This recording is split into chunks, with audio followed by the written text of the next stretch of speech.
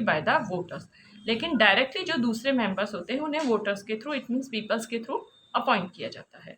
फिर हमारा आ जाता है for their election the process of the adult franchise. Adult franchise का मतलब है right to vote above 18 years. Adult franchise का मीन्स है right to vote above 18 year. फिर नेक्स्ट हमारा आ जाता है qualification required to become number of legislative assembly. Legislative assembly से रिलेटेड क्वालिफिकेशन क्या क्या होती है? सबसे फर्स्टली है he should be a citizen of India, he should be the minimum age of the 25 years age, he should not hold any office of profitable in central and the state government. It means कोई किसी भी government job पे नहीं होना चाहिए, चाहे वो central level पे हो चाहे स्टेट लेवल पे हो। He shouldn't be declare as mentally disable made and the defaulter, वो मेंटली रिटायर्ड नहीं होना चाहिए। फिर नेक्स्ट हमारा पॉइंट आ जाता है he should fulfil the condition as laid down the by the parliament और state legislature. It mean state legislature और पार्लियामेंट के मेंबर्स होने के लिए जो क्वालिफिकेशन रिक्वायर्ड होनी चाहिए, उन मेंबर्स में सारी क्वालिफिकेशन होनी चाहिए जो लेजिस्लेटिव असेंबली में इलेक्ट हुए हैं। फिर नेक्स्ट पॉइंट आ जाता है termination of member of the members. Next point में हम डिस्कस करेंगे स्टूडेंट्स कि किस तरीके से टर्मिनेशन होता है मेंबर्स का, जो लेजिस्लेटिव असेंबली के मेंबर होते हैं। फर्स्ट पॉइंट हमारा डिस्कशन में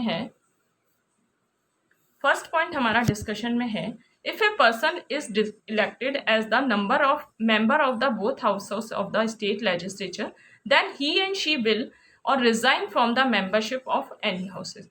मान लो कि कोई पर्सन दोनों हाउसेस का मेंबर अपॉइंट हो गया, इलेक्ट हो गया है।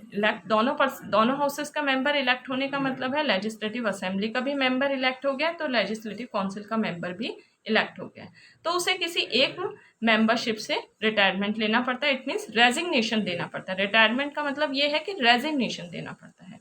फिर नेक्स्ट हमारा पॉइंट आ जाता है A person can be terminated if he and she remain absent for a continuous period of the 60 days। कोई पर्सन मान लो मीटिंग से, जैसे लेजिस्लेटिव असेंबली और लेजिस्लेटिव काउंसिल की मीटिंग हो रही है, उसमें 60 डेज के लिए एब्सेंट है कोई पर्सन, तो उसे पूरी तरह से रिमूव कर दिया जाता है लेजिस्लेटिव असेंबली की पोस्ट से। फिर नेक्स्ट हमारा पॉइंट आ जाता है even after being elected as a member of any houses if it is felt that the person doesn't have the required qualification। अगर मान लो कोई पर्सन है लेजिस्लेटिव असेंबली का मेंबर इलेक्ट हो गया है, लेकिन इलेक्ट होने के बाद ये आइडेंटिफाई होता है कि जो क्वालिफिकेशन लेजिस्लेटिव असेंबली के लिए रिक्वायरमेंट थी वो क्वालिफिकेशन उसमें उस पर्सन में नहीं है, तो उसे रिमूव कर दिया जाता है। इट मीन्स मेंबरशिप से टर्मिनेशन कर दिया जाता है।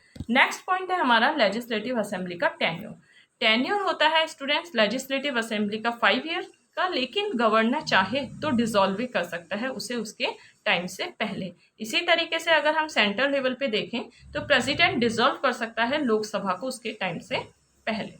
नेक्स्ट पॉइंट आ जाता है हमारा ऑफिसर्स होते हैं लेजिस्लेटिव असेंबली के ऑफिसर्स हैं speaker and the deputy speaker. Speaker और डिप्टी स्पीकर अपने में से ही, इट मीन्स लेजिस्लेटिव असेंबली में से ही 2 मेंबर्स अपॉइंट कर देते हैं। स्पीकर और डिप्टी स्पीकर लेजिस्लेटिव असेंबली के ही मेंबर होते हैं। फिर नेक्स्ट हमारा पॉइंट आ जाता है powers and the functions of the speaker. Speakers की पावर फंक्शन क्या होते हैं जो लेजिस्लेटिव असेंबली से ही बिलोंग करते हैं। Powers and the functions of the speaker में सबसे फर्स्ट पॉइंट है he and she, it means speaker presides upon the meetings of the legislative assembly and conduct the proceeding of the houses।